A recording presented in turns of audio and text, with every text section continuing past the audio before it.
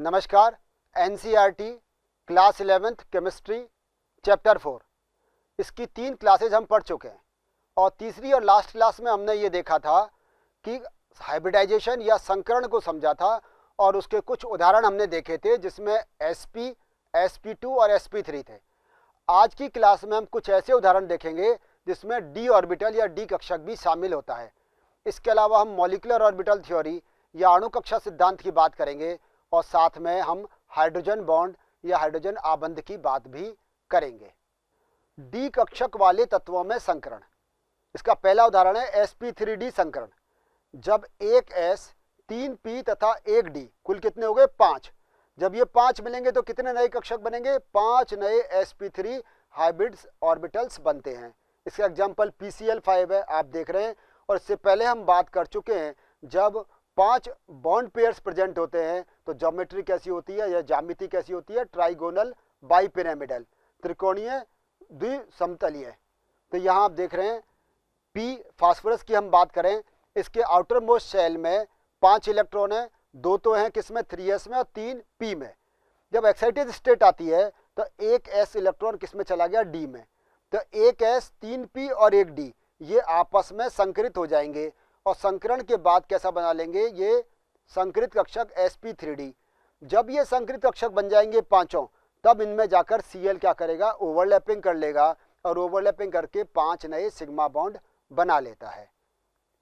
एक और उदाहरण देखें इसका, sp3d2 संकरण। नाम से आपके समझ में आ रहा होगा, एक s, p3 मतलब 3p और d2 मतलब 2d। एक s, 3p और 2d कक्षक जब आपस में संकरित होंगे तो कुल कितने हो गए? 3 और 2 5 और 1 6, यानी कि 6 नए sp3d2 संकरित कक्षक बनेंगे। इसका उदाहरण SF6 है। यहाँ देखें सल्फर हम जानते हैं एटॉमिक नंबर 16 है। इसका जो इलेक्ट्रॉनिक कॉन्फ़िगरेशन है वो 1s2 2s2 2p6 और इसके बाद 3s2 3p4 होता है। आउटर मोस्ट शेल में 6 इलेक्ट्रॉन है। तो आप देखें जब ये ग्राउंड स्टेट में है तो s में 2 इलेक्ट्रॉन और p में 4 है। इसके बाद क्या हुआ? जब एक्साइटेड स्टेट आएगी तो एक इलेक्ट्रॉन s से और एक इलेक्ट्रॉन p से किसमें पहुंच जाएगा? d में। तो अब एक s, 3p और 2d, इन सभी 6 ऑर्बिटल में एक एक इलेक्ट्रॉन हो गए। ये आपस में कर लेंगे हाइब्रिडाइजेशन और हाइब्रिडाइजेशन के बाद में क्या बनाएंगे? sp3d2 हाइब्रिड ऑर्बिटल्स कुल 6 बन जाएंगे और फिर उसके बाद फ्लोरीन इससे आकर ओवरलैपिंग कर लेता है और SF6 बना लेता है। ज्यामिति कितनी इसकी? sp3d2 इसका संकरण है और ज्यामिति इसकी ऑक्टाहेड्रल है। ये हम देख चुके हैं। इसमें जो बॉन्ड एंगल होगा वो कितना होगा? 90 डिग्री होता है। जबकि PCl5 का जो पहला केस बात करा था उसमें 3 कोण 120 डिग्री के और 2 90 के होते हैं। इसको हमने पिछली क्लास में सीखा था। मॉलिक्यूलर ऑर्बिटल थ्योरी या आणविक कक्षक सिद्धांत। जिस प्रकार परमाणु में इलेक्ट्रॉन विभिन्न परमाणु कक्षकों में उपस्थित रहते हैं, उसी प्रकार अणु में इलेक्ट्रॉन विभिन्न आणविक कक्षाओं में उपस्थित रहते हैं। ये आप समझ लें कि जिस प्रकार एटम्स में एटॉमिक ऑर्बिटल में रहते हैं, इसी प्रकार मॉलिक्यूल में किस में रहते हैं? मॉलिक्यूलर ऑर्बिटल्स में रहते हैं। आणविक कक्षक तुल्य ऊर्जाओं एवं उपयुक्त सममिति के परमाणु कक्षकों के संयोग से बनते हैं। परमाणु कक्षक एक केंद्रीय होते हैं जबकि आणविक कक्षक बहुकेंद्रीय होते हैं। यानी कि परमाणु कक्षक में जो इलेक्ट्रॉन होगा वो उसी के नाभिक से आकर्षित रहेगा, जबकि जो मॉलिक्यूलर ऑर्बिटल है उसमें इलेक्ट्रॉन जितने भी एटम्स उसमें प्रेजेंट है उन सब के नाभिक से आकर्षित रहते हैं। 2 परमाणु कक्षक मिलकर 2 आणविक कक्षक बनाते हैं। एक कहलाता है आबंधन आणविक कक्षक जिसको बॉन्डिंग मॉलिक्यूलर ऑर्बिटल कहते हैं और दूसरा प्रति आबंधन आणविक कक्षक जिसको एंटी बॉन्डिंग मॉलिक्यूलर ऑर्बिटल कहते हैं।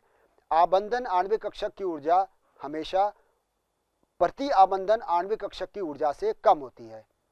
परमाणु कक्षक के अनुसार अणु में नाभिकों के समूह के चारों ओर इलेक्ट्रॉन प्रायिकता वितरण आणविक कक्षक द्वारा दिया जाता है। परमाणु कक्षकों के समान आणविक कक्षक में इलेक्ट्रॉन का वितरण आपबाउ सिद्धांत के अनुसार होता है। ये जो 2 बातें हैं इसको जब हम एक एग्जाम्पल से समझेंगे तो आपको और गहराई से बात समझ में आ जाएगी। आणविक कक्षकों का निर्माण, परमाणु कक्षकों का रेखीय संयोग। तरंग यांत्रिकी के अनुसार परमाणु कक्षकों को तरंग फलन साई द्वारा प्रेजेंट करते हैं। यह फलन इलेक्ट्रॉन के आयाम को दर्शाता है। एक से अधिक इलेक्ट्रॉन वाले तंत्रों के लिए एक सन्निकटन विधि परमाणु कक्षकों का रेखीय संयोग linear combination of atomic orbital काम में लेते हैं। अब उस उदाहरण से समझें तो बात आपके समझ में आएगी। माना दो हाइड्रोजन परमाणु जिनके तरंग फलन साई ए और साई बी हैं। पहले जब हम कोवलेंट बॉन्ड थ्योरी की बात कर रहे थे तो आपको याद हो तो हमने कहा था उसके इलेक्ट्रॉन ई ए और ई बी हैं। या हम बात किसी कर रहे हैं साई ए और साई बी, क्योंकि हम उसको वेव फंक्शन के रूप में लिख रहे हैं। तो परमाणु कक्षकों के तरंग फलनों का योग एवं अंतर इस प्रकार होगा। इनमें जो ओवरलैपिंग होता है एक दो प्रकार से होगा, एक होगा एडिशन ओवरलैपिंग और एक रहता है सब्ट्रैक्शन ओवरलैपिंग। इसे कहते हैं योग अतिव्यापन और व्यवकलन अतिव्यापन। तो जब दो परमाणु कक्षक आपस में मिलेंगे, बहुत गहराई से बात को समझें, अब उदाहरण से बात आपको समझ में आ जाएगी कि जब दो परमाणु कक्षक या एटॉमिक ऑर्बिटल जब आपस में मिलेंगे और मिलने पर उनमें एडिशन ओवरलैपिंग होगा, यानी कि उनमें योग अतिव्यापन होगा, तो बॉन्डिंग मॉलिक्यूलर ऑर्बिटल बनता है, यानी कि आबंधन अणुकक्षक बनता है। और ये जो आबंधन अणुकक्षक है इसकी ऊर्जा परमाणु कक्षकों की तुलना में या एटॉमिक ऑर्बिटल की तुलना में कम होती है। दूसरी बात, जब दो एटॉमिक ऑर्बिटल आपस में मिलते हैं और उनका सब्ट्रैक्शन ओवरलैपिंग होता है, व्यवकलन अतिव्यापन होता है, तो उनमें बॉन्ड फॉर्मेशन नहीं होता और ऐसे मॉलिक्यूलर ऑर्बिटल की एनर्जी एटॉमिक ऑर्बिटल से ज़्यादा होती है। ऐसे आणविक कक्षकों की ऊर्जा परमाणु कक्षकों से अधिक होती है और इनको प्रति आबंधन अणुकक्षक कहते हैं। तो आबंधन अणुकक्षक या बॉन्डिंग मॉलिक्यूलर ऑर्बिटल कौन हुए? जब बॉन्ड फॉर्मेशन होगा, जब एडिशन ओवरलैपिंग होगा और इनकी ऊर्जा मॉलिक्यूलर एटॉमिक ऑर्बिटल से कम होगी, इसमें बॉन्ड फॉर्मेशन होता है। एंटी बॉन्डिंग जिसमें बॉन्ड फॉर्मेशन नहीं होगा और इसकी ऊर्जा एटॉमिक ऑर्बिटल से ज़्यादा होती है। इस प्रकार दो आणविक कक्षक सिग्मा तथा सिग्मा स्टार प्राप्त होते हैं। सिग्मा मतलब bonding molecular orbital, sigma star मतलब anti bonding molecular orbital. Sigma किससे बनता है? ये बनता है एडिशन ओवरलैपिंग से, यानी कि साई ए प्लस साई बी, और सिग्मा स्टार बनेगा सब्ट्रैक्शन ओवरलैपिंग से, यानी कि साई ए माइनस साई बी। इससे एंटी बॉन्डिंग मॉलिक्यूलर ऑर्बिटल बन जाता है, जिसे सिग्मा स्टार से प्रेजेंट करते हैं। तो आपने देखा सिग्मा क्या है? बॉन्डिंग मॉलिक्यूलर ऑर्बिटल, और सिग्मा स्टार क्या है? Anti bonding molecular orbital. परमाणु कक्षकों के संयोग की शर्तें। संयोग करने वाले परमाणुओं की ऊर्जा समान अथवा लगभग समान होनी चाहिए। देखो ये जरूरी शर्त है। ऐसा नहीं हो सकता कि एक परमाणु के कक्षक जिसकी ऊर्जा कम हो, एक कक्षक जिसकी ऊर्जा बहुत अधिक हो, वो आपस में मिलकर मॉलिक्यूलर ऑर्बिटल बना लें। मॉलिक्यूलर ऑर्बिटल वही बनेंगे जिनमें एटॉमिक ऑर्बिटल्स की एनर्जी लगभग समान होगी। दूसरी बात, संयोग करने वाले परमाणु कक्षक की समान सममिति होनी चाहिए। ऐसा नहीं हो सकता कि px py के साथ ओवरलैपिंग कर ले या px pz के साथ मिलकर मॉलिक्यूलर ऑर्बिटल बना ले। समान सममिति होनी चाहिए। px px के साथ, py py के साथ और pz pz के साथ ही मिलकर क्या बनाएगा? मॉलिक्यूलर ऑर्बिटल बनाएगा। संयोग करने वाले परमाणु कक्षकों का अधिकतम अतिव्यापन होना चाहिए, क्योंकि आप जानते हैं जितना अधिक अतिव्यापन होगा, जितना एक्सटेंट ऑफ ओवरलैपिंग होगा, उतना ही स्ट्रॉन्ग बॉन्ड बनता है। आणविक कक्षकों के प्रकार। द्विपरमाणविक अणुओं में आणविक कक्षकों को सिग्मा पाई तथा डेल्टा द्वारा डेजिग्नेट करते हैं या नामित करते हैं। यदि अंतरनाभिकीय अक्ष को z दिशा में लिया जाए तो दो परमाणुओं के 2pz कक्षकों के रेखीय संयोग से दो सिग्मा आणविक कक्षक बनते हैं। इन्हें सिग्मा 2pz तथा सिग्मा स्टार 2pz कहते हैं। सिग्मा 2pz का मतलब ये बॉन्डिंग हो गया, सिग्मा स्टार का मतलब ये एंटी बॉन्डिंग से रिप्रेजेंट कर रहा है। 2px तथा 2py कक्षकों के अतिव्यापन से मिलने वाले आणविक कक्षक आबंध अक्ष के सममित नहीं होते। ऐसे आणविक कक्षकों से पाई आणविक कक्षक बनते हैं। इन्हें पाई तथा पाई स्टार कहते हैं। बात को समझो। देखो हम ये क्या कह रहे हैं? हम ये कह रहे हैं यदि हम z एक्सिस पर माने, मॉलिक्यूलर एक्सिस को हम किस पर माने? z एक्सिस पर माने, तो z एक्सिस पर हेड टू हेड ओवरलैपिंग होगा। हेड टू हेड ओवरलैपिंग हुआ तो यहाँ जो बनेंगे वो सिग्मा ऑर्बिटल बनेंगे या सिग्मा बॉन्ड फॉर्मेशन होगा, सिग्मा मॉलिक्यूलर ऑर्बिटल बनेगा। और ये दो प्रकार के बनेंगे, एक बॉन्डी और एंटी बॉन्डिंग। जब z किस पर आ गया? मॉलिक्यूलर एक्सिस पर, तो px और py किस पर चले गए? उसके परपेंडिकुलर हो गए। ये तीनों आपस में परपेंडिकुलर होते हैं, 90 डिग्री के कोण पर होते हैं, तो ये आपस में फिर अब ये हेड टू हेड ओवरलैपिंग नहीं कर सकते, ये कोलेटरल ओवरलैपिंग करेंगे। और आप जानते हैं जब कोलेटरल ओवरलैपिंग करेंगे तो क्या बनेगा? पाई मॉलिक्यूलर ऑर्बिटल बनेगा। तो px का px से और py का py से जब होगा तो वो क्या बनेगा? पाई मॉलिक्यूलर ऑर्बिटल। ये भी दो प्रकार के होंगे, एक बॉन्डिंग और एक एंटी बॉन्डिंग। बॉन्डिंग को पाई से और एंटी बॉन्डिंग को पाई स्टार से प्रेजेंट करते हैं। आणविक कक्षकों का ऊर्जा स्तर आरेख। बोरॉन, कार्बन और नाइट्रोजन जैसे डायटॉमिक मॉलिक्यूल्स के लिए आप देखें इनका ऊर्जा स्तर आरेख ऊर्जाएं किस प्रकार से बढ़ रही हैं, यह आप एक तो यह बात दिमाग में रख लें कि एंटी बॉन्डिंग की एनर्जी हमेशा बॉन्डिंग से ज़्यादा होगी। तो सिग्मा 1s की तुलना में सिग्मा 1s स्टार यानी कि एंटी बॉन्डिंग की ज़्यादा, सिग्मा 2s से सिग्मा 2s स्टार की ज़्यादा, फिर उससे अधिक है 2px और 2py, इन दोनों की एनर्जी आपस में बराबर होती है। उससे अधिक 2pz और उससे ज़्यादा पाई 2px और पाई 2py, पाई 2px और पाई 2py की एनर्जी आपस में बराबर, और सबसे अधिक होती है सिग्मा स्टार 2pz यानी कि एंटी बॉन्डिंग 2pz की। यदि हम ऑक्सीजन, फ्लोरीन और अन्य डाई एटॉमिक मॉलिक्यूल की बात करें तो उनके अणुओं के लिए sigma 1s, sigma star 1s, फिर sigma 2s, sigma star 2s, sigma 2pz, यहाँ अंतर आया आप देखें। वहाँ 2px और 2py की एनर्जी सिग्मा 2pz से कम थी, यहाँ सिग्मा 2pz की कम है, 2px और 2py की ज़्यादा है उससे, और उसके बाद वही आएगा सिग्मा स्टार 2px और सिग्मा स्टार 2py।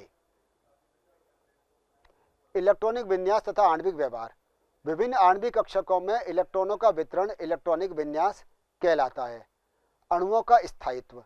यदि आबंदी आणविक कक्षकों में उपस्थित इलेक्ट्रॉनों की संख्या यानी कि Nb, ऐसे इलेक्ट्रॉन जो बॉन्डिंग मॉलिक्यूलर ऑर्बिटल में प्रेजेंट है उनको हम Nb से रिप्रेजेंट कर रहे हैं, प्रति आबंधित कक्षकों में उपस्थित इलेक्ट्रॉनों की संख्या Na से अधिक हो तो अणु स्थायी होगा।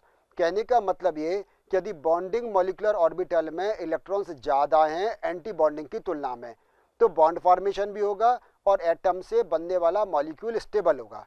लेकिन यदि एंटी बॉन्डिंग में ज़्यादा हो बॉन्डिंग की तुलना में तो मॉलिक्यूल फॉर्मेशन नहीं होगा, वह अणु अस्थायी होगा। आबंध कोटि। आबंध आणविक कक्षकों तथा प्रति आबंध आणविक कक्षकों यानी बॉन्डिंग मॉलिक्यूलर ऑर्बिटल और एंटी बॉन्डिंग मॉलिक्यूलर ऑर्बिटल, इनमें जो उपस्थित इलेक्ट्रॉन है इनकी संख्या के अंतर के आधे को हम क्या कहते हैं, बॉन्ड ऑर्डर या आबंध कोटि कहते हैं। इन दोनों बातों का भी आप एक आगे एग्जाम्पल से समझ लेंगे। आबंध कोटि बराबर हाफ Nb माइनस Na, जितने बॉन्डिंग मॉलिक्यूलर ऑर्बिटल्स में इलेक्ट्रॉन प्रेजेंट हैं उसमें से एंटी बॉन्डिंग वाले इलेक्ट्रॉन की संख्या घटा दो और उसका आधा कर दो तो क्या आ जाता है, आबंध कोटि या बॉन्ड ऑर्डर आ जाता है। आबंध कोटि किसी अणु में उपस्थित सहसंयोजक आबंध की संख्या को दर्शाती है कि उसमें सिंगल कोवलेंट बॉन्ड प्रेजेंट है या डबल कोवलेंट बॉन्ड प्रेजेंट है या फिर ट्रिपल कोवलेंट बॉन्ड प्रेजेंट है। आबंध कोटि 1, 2, 3 हो तो उसमें क्रमशः सिंगल बॉन्ड, डबल बॉन्ड और ट्रिपल बॉन्ड यानी कि एकल बंध, द्विबंध और त्रिआबंध उपस्थित होते हैं। आबंध लंबाई आबंध कोटि के व्युत्क्रमानुपाती होती है। हमने ये पहली कक्षा में भी बात की थी कि जितना बॉन्ड ऑर्डर अधिक होगा बॉन्ड लेंथ उतनी कम हो जाएगी। याद करो हमने हाइड्रोजन हाइड्रोजन, ऑक्सीजन ऑक्सीजन और नाइट्रोजन नाइट्रोजन की बात की थी। हाइड्रोजन हाइड्रोजन के बीच में सिंगल बॉन्ड, ऑक्सीजन ऑक्सीजन के बीच में डबल बॉन्ड और नाइट्रोजन नाइट्रोजन एटम्स के बीच में ट्रिपल बॉन्ड होता है। तो जैसे जैसे हम बढ़ते जाते हैं सिंगल से ट्रिपल बॉन्ड की ओर, वैसे वैसे क्या होगा, बॉन्ड लेंथ कम होती चली जाती है और जो इसकी बॉन्ड स्ट्रेंथ है वो बढ़ती चली जाती है। यदि किसी अणु में एक या अधिक आणविक कक्षकों में अयुग्मित इलेक्ट्रॉन उपस्थित हों तो वो अनुचुंबकीय होगा। यानी कि हम मॉलिक्यूलर ऑर्बिटल डायग्राम बनाएं, या तो उसमें यदि सभी भर जाते हैं तो वो प्रतिचुंबकीय होगा। यदि किसी अणु में एक या अधिक आणविक कक्षकों में अयुग्मित इलेक्ट्रॉन हो तो अणु अनुचुंबकीय होगा। कहने का मतलब ये कि चाहे बॉन्डिंग या एंटी बॉन्डिंग, यदि किसी भी ऑर्बिटल में, किसी भी मॉलिक्यूलर ऑर्बिटल में अयुग्मित इलेक्ट्रॉन, अनपेयर्ड इलेक्ट्रॉन प्रेजेंट होगा यानी कि दो ना होकर एक इलेक्ट्रॉन उपस्थित होगा तो वो कैसा होगा, पैरामैग्नेटिक होगा। यदि सभी मॉलिक्यूलर ऑर्बिटल में 2 इलेक्ट्रॉन पूरे भरे हुए होंगे यानी कि सारे इलेक्ट्रॉन युग्मित होंगे, पेयर्ड होंगे, तो वो कैसा होगा, डायमैग्नेटिक या फिर प्रतिचुंबकीय होता है। समनाभिकीय द्विपरमाण्विक अणुओं में आबंधन। ये जैसा मैं पहले आपसे कह रहा था, आप एग्जाम्पल से समझेंगे तो बात और अधिक समझ में आ जाएगी। पहले एग्जाम्पल लिया हाइड्रोजन अणु। 2 हाइड्रोजन परमाणु जिनके 1s कक्षक में 1 इलेक्ट्रॉन होता है के संयोजन से हाइड्रोजन अणु बनता है। यानी कि हाइड्रोजन अणु, हाइड्रोजन मॉलिक्यूल कब बनेगा, जब 2 हाइड्रोजन एटम्स पास पास आएंगे। यही कोवलेंट बॉन्ड थ्योरी कह रही थी, यही मॉलिक्यूलर ऑर्बिटल थ्योरी कहती है। हम जानते हैं जो हाइड्रोजन जब मॉलिक्यूल बन जाएगा तो उसका इलेक्ट्रॉनिक विन्यास कितना हो जाएगा, सिग्मा 1s2। हाइड्रोजन अणु, इसमें आबंध कोटि देखो, बॉन्डिंग मॉलिक्यूलर ऑर्बिटल में दोनों इलेक्ट्रॉन आ जाएंगे और एंटी बॉन्डिंग में एक भी इलेक्ट्रॉन नहीं आएगा। तो बॉन्ड ऑर्डर क्या हो जाएगा, 2 - 0/2 मतलब 1। और चूंकि दोनों इलेक्ट्रॉन किस में आए हुए हैं, बॉन्डिंग मॉलिक्यूलर ऑर्बिटल में आए हुए हैं, इसलिए इसमें दोनों में एक कक्षक में दोनों इलेक्ट्रॉन प्रेजेंट हैं, एक भी अयुग्मित इलेक्ट्रॉन नहीं है, तो ये कैसा होगा, प्रतिचुंबकीय। हीलियम की बात करें हीलियम के एक एटम में कितने होते हैं, 2 इलेक्ट्रॉन होते हैं, तो 2 एटम में कितने हो गए, 4 इलेक्ट्रॉन। अब 4 इलेक्ट्रॉन में से 2 तो आ जाएंगे 1s बॉन्डिंग में और 2 आ जाएंगे 1s एंटी बॉन्डिंग में। इससे पहले हमने हाइड्रोजन का केस देखा था, तो हाइड्रोजन केस में क्या था, दोनों में एक एक इलेक्ट्रॉन थे, तो एक एक थे, तो पहले किस में आएंगे, दोनों बॉन्डिंग मॉलिक्यूलर ऑर्बिटल में आएंगे, क्योंकि उसकी एनर्जी कम है, तो पहले बॉन्डिंग बढ़ जाता था और हाइड्रोजन केस में एंटी बॉन्डिंग खाली रहता था। जहाँ पर बॉन्डिंग में भी दोनों इलेक्ट्रॉन आ जाएंगे, एंटी बॉन्डिंग में भी दोनों इलेक्ट्रॉन आ जाएंगे, तो इसके जो इलेक्ट्रॉनिक कॉन्फिगरेशन होगा सिग्मा 1s2 और सिग्मा स्टार 1s2। जब इसका हम बॉन्ड ऑर्डर निकालेंगे तो हाफ 2 - 2, क्योंकि NB - Na, NB में भी 2 हैं, Na में भी 2 हैं, तो क्या आ गया, बॉन्ड ऑर्डर 0। इसका मतलब हीलियम का मॉलिक्यूल नहीं बनता है, हीलियम का बॉन्ड ऑर्डर 0 है, क्योंकि आबंध कोटि शून्य है, अतः इस अणु का अस्तित्व नहीं होता है। लिथियम अणु, लिथियम परमाणु का इलेक्ट्रॉनिक विन्यास 1s2 2s1 है। प्रत्येक लिथियम परमाणु में 3 इलेक्ट्रॉन है, अतः लिथियम अणु का इलेक्ट्रॉनिक विन्यास sigma 1s2, sigma star 1s2 और सिग्मा 2s2 होगा। यानी कि इसमें जो 2s ऑर्बिटल है उसके बॉन्डिंग में 2 इलेक्ट्रॉन आ जाएंगे और एंटी बॉन्डिंग में एक भी इलेक्ट्रॉन नहीं आएगा। तो अब इसमें हम देखें बॉन्डिंग मॉलिक्यूलर ऑर्बिटल में कुल 4 इलेक्ट्रॉन हो गए, एक सिग्मा 1s में, एक सिग्मा 2s में, और anti bonding sigma star 1s में केवल 2 इलेक्ट्रॉन है, तो 1/2 4 - 2 = 1, यानी कि लिथियम के जो एटम्स हैं उनके बीच में एक सिंगल बॉन्ड बनता है। और चूंकि इसमें एक भी ऑर्बिटल आपको ऐसा नहीं दिखाई दे रहा जिसमें एक इलेक्ट्रॉन हो या अयुग्मित इलेक्ट्रॉन हो, इसलिए ये कैसा होगा, डायमैग्नेटिक या प्रतिचुंबकीय होगा। कुछ उदाहरण यहाँ लिखे हुए हैं, इसको और समझें गहराई से। जैसे बोरोन है, ये बोरोन, कार्बन और नाइट्रोजन की वो स्थिति है जब 2s और 2p ऑर्बिटल आपस में मिक्स हो जाते हैं। अगर हम ऑक्सीजन, फ्लोरीन और नियोन की बात करें तो यहाँ 2s और 2p आपस में मिक्स नहीं होते हैं। तो नीचे आपको अंतर दिखाई दे रहा होगा, आप जरा यहाँ ध्यान से देखें, एक पाई 2p लिख रहा है और सिग्मा 2p लिखा हुआ है। तो जब 2s और 2p आपस में मिक्स हो रहे हैं बोरोन, कार्बन और नाइट्रोजन में, तो यहाँ पाई 2p की एनर्जी कम है, और जब 2s और 2p आपस में मिक्स नहीं हो रहे हैं तो ऑक्सीजन, फ्लोरीन और नियोन में आप देख रहे हैं यहाँ पाई 2p की एनर्जी सिग्मा 2p से अधिक हो गई है। ये मिक्सिंग है, ये आप और डिटेल आगे की क्लासों में गहराई से पढ़ेंगे। अब बात करते हैं हम सबसे पहले जैसे बोरॉन की। बोरॉन में आप देख रहे हैं सिग्मा 2s में 2 इलेक्ट्रॉन और सिग्मा स्टार 2s में, यानी कि बॉन्डिंग और एंटी बॉन्डिंग में 2-2 इलेक्ट्रॉन आ जाएंगे। ये आप अच्छी तरह जानते हैं कि बोरॉन का में एटॉमिक नंबर 5 है, 1s2 2s2 2p1। तो 2s2 के तो 2 इलेक्ट्रॉन, एक के और 2, तो कुल 4 इलेक्ट्रॉन हो गए। 4 इलेक्ट्रॉन, एक आ गया सिग्मा 2s में, एक आ गया सिग्मा स्टार 2s में। अब बच गए 2p के एक इलेक्ट्रॉन, तो एक आ गया पाई 2px में और एक पाई 2py में। तो आपको दोनों में एक इलेक्ट्रॉन दिखाई दे रहा होगा, एंटी बॉन्डिंग इसका खाली पड़ा है। तो अब जब इसमें आपको अनपेड इलेक्ट्रॉन दिखाई दे रहे हैं तो कैसा होगा, ये होगा अनुचुंबकीय। और इससे आप यह भी पता लगा सकते हैं कि इसमें बॉन्डिंग में देखो आप 2 और 2 4 इलेक्ट्रॉन दिखाई दे रहे हैं, जबकि sigma star 2s anti bonding में 2 ही हैं। तो इसका मतलब इनके बीच में जो बॉन्ड होगा वो एक बॉन्ड होगा। कार्बन की बात करें तो कार्बन में आप देखें दोनों एटम्स में 2-2 इलेक्ट्रॉन हैं। ये दोनों इलेक्ट्रॉन कौन से में, p ऑर्बिटल में, और ये किस में आ जाएंगे, ये पाई 2p में आ जाते हैं। इस प्रकार से पाई 2px और पाई 2py पूरा भर जाता है, जबकि सिग्मा 2pz इसमें खाली रहता है। वहीं नाइट्रोजन की बात करें तो नाइट्रोजन में सिग्मा 2pz भी भर जाता है।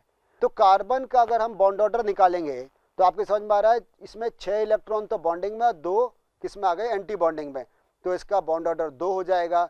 जबकि नाइट्रोजन का केस देखें तो इसमें 8 इलेक्ट्रॉन तो आ गए बॉन्डिंग में, आप देख रहे हैं 2 2 4 और 2 6, यानी कि सिग्मा 2s, इसके अलावा पाई 2px 2py और सिग्मा 2pz। तो इनमें 8 इलेक्ट्रॉन तो हो गए बॉन्डिंग में और 2 एंटी बॉन्डिंग में सिग्मा स्टार 2s में। तो इसका जो बॉन्ड ऑर्डर आएगा वो कितना होगा, 3 होगा। इसके बाद ऑक्सीजन की बात करते हैं तो ऑक्सीजन में अब इलेक्ट्रॉन जब बॉन्डिंग वाले पूरे भर गए तो एंटी बॉन्डिंग में जाना शुरू हो जाएंगे।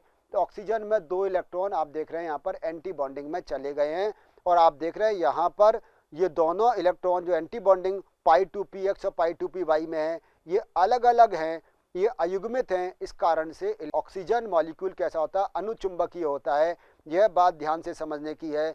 कोवलेंट बॉन्ड थ्योरी या सहसंयोजक बंध सिद्धांत यह नहीं समझा पाया था कि ऑक्सीजन की अनुचुंबकीय प्रकृति क्यों होती है, क्योंकि उसके अनुसार तो वहाँ पूरे ऑर्बिटल भर जाते थे। लेकिन MOT के द्वारा हम स्पष्ट रूप से समझा सकते हैं, क्योंकि यहाँ पर अयुग्मित इलेक्ट्रॉन उपस्थित हैं, इसलिए यह कैसा होगा, अनुचुंबकीय या पैरामैग्नेटिक होगा।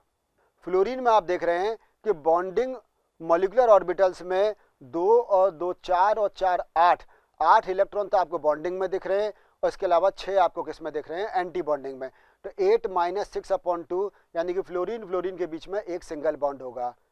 वही नियॉन की जब हम बात करते हैं तो इसमें जितने इलेक्ट्रॉन बॉन्डिंग ऑर्बिटल में हैं उतने ही एंटी बॉन्डिंग में पहुंच जाएंगे, यानी कि दोनों में इलेक्ट्रॉनों की संख्या समान हो जाएगी। इसमें इसका मतलब नियॉन का बॉन्ड ऑर्डर 0 होगा। इसका मतलब यह है कि नियॉन का मॉलिक्यूल फॉर्मेशन नहीं होता है, क्योंकि इसका बॉन्ड ऑर्डर 0 है। इसमें बॉन्डिंग और एंटी बॉन्डिंग दोनों में पूरी तरह से इलेक्ट्रॉन भर जाते हैं और समान संख्या में इलेक्ट्रॉन उपस्थित हो जाते हैं।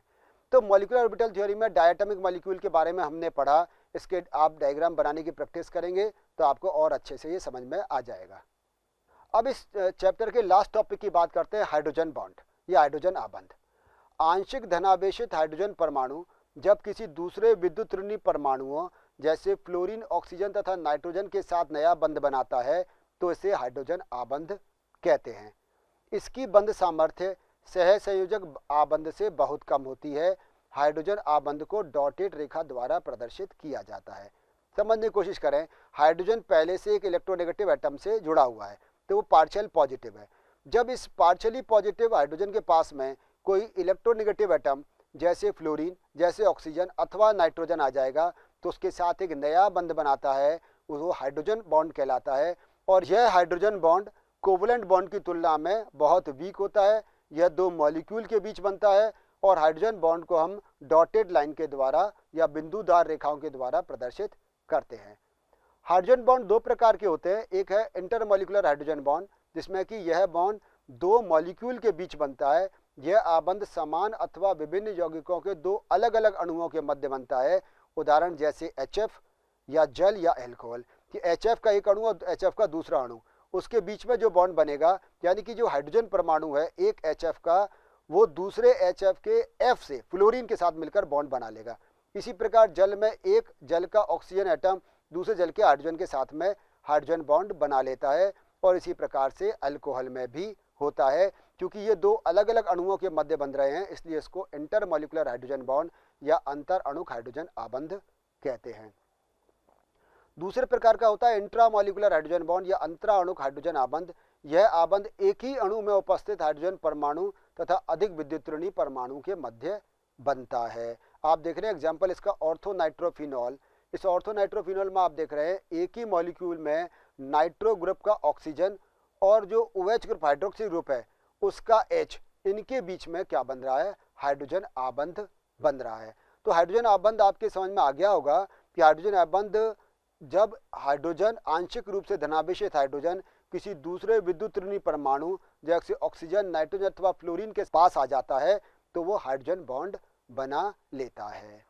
इस कक्षा में हमने ऐसे हाइब्रिडाइजेशन के बारे में जाना था जिसमें d ऑर्बिटल प्रेजेंट थे, जिसमें हमने उदाहरण लिए थे sp3d, sp3d2 का। इसके अलावा जब हमने बात की मॉलिक्यूलर ऑर्बिटल थ्योरी की बात की या आणविक कक्षक सिद्धांत की बात की, फिर उसमें हमने तरंग फलन के द्वारा हाइड्रोजन परमाणु के निर्माण को समझाया था और ये बताया था कि जब 2 परमाणु कक्षक आपस में मिलते हैं तो 2 प्रकार के आणविक कक्षक बनाते हैं, जिसको हम एक बॉन्डिंग मॉलिक्यूलर ऑर्बिटल और एक एंटी बॉन्डिंग मॉलिक्यूलर ऑर्बिटल कहते हैं। जो बॉन्डिंग मॉलिक्यूलर ऑर्बिटल होते हैं उनकी एनर्जी एटॉमिक ऑर्बिटल से कम होती है, जबकि एंटी बॉन्डिंग की एनर्जी एटॉमिक ऑर्बिटल से ज़्यादा होती है। बॉन्ड फॉर्मेशन कब होगा, जब इलेक्ट्रॉन किस में आएंगे, बॉन्डिंग मॉलिक्यूलर ऑर्बिटल में आएंगे। बॉन्डिंग मॉलिक्यूलर में आने से एडिशन ओवरलैपिंग होता है, जबकि सब्ट्रैक्शन ओवरलैपिंग होता है तो हमेशा एंटी बॉन्डिंग मॉलिक्यूलर ऑर्बिटल बनते हैं। इसको हमने गहराई से सीखा था। फिर हमने सीखा इसके बाद में कि hydrogen, helium, lithium, boron, carbon, nitrogen, fluorine, इन सब के मॉलिक्यूल का किस प्रकार निर्माण होगा। हमने इनके इलेक्ट्रॉनिक विन्यास को भी जाना, कौन कौन से मॉलिक्यूलर ऑर्बिटल में कितने इलेक्ट्रॉन आएंगे उस इलेक्ट्रॉनिक विन्यास को भी सीखा। और साथ साथ हमने यहाँ पर हमने आबंध कोटि या बॉन्ड ऑर्डर को निकालना भी सीखा था। और यह भी हमने जाना था कि बॉन्ड ऑर्डर जितना ज़्यादा होगा मॉलिक्यूल उतना ही स्ट्रांग होता है, यानी उसके बीच में जो बॉन्ड होता है वो उतना ही अधिक होता है और बॉन्ड लेंथ कम हो जाती है। उसके बाद जो हमने जाना वो हाइड्रोजन बॉन्ड के बारे में जाना। लास्ट में हमने ये कहा कि हाइड्रोजन बॉन्ड वह बंध है जब आंशिक रूप से धनावेशित हाइड्रोजन किसी विद्युत ऋणी परमाणु जैसे फ्लोरीन ऑक्सीजन अथवा नाइट्रोजन के संपर्क में आता है तो उससे एक विशेष प्रकार का बॉन्ड बनता है जिसे हम हाइड्रोजन बॉन्ड कहते हैं, और इस बॉन्ड की बॉन्ड स्ट्रेंथ कोवलेंट बॉन्ड की तुलना में कम होती है। और सबसे अंत में हमने जाना कि ये दो प्रकार के होते हैं, एक इंटरमॉलिक्यूलर जब दो अणुओं के मध्य बने और एक इंट्रामॉलिक्यूलर जब एक ही अणु के मध्य बने। तो इस प्रकार ये जो चैप्टर 4 है उसको हमने 4 क्लासों में डिटेल में हमने सीखा है। आप इस पुस्तक को ऑनलाइन देख सकते हैं और साथ साथ इन 4 क्लासों को भी जब सामने रखकर आप पढ़ते चले जाएंगे तो यह वाला चैप्टर, यह अध्याय आपको बहुत अच्छी तरह समझ में आ जाएगा।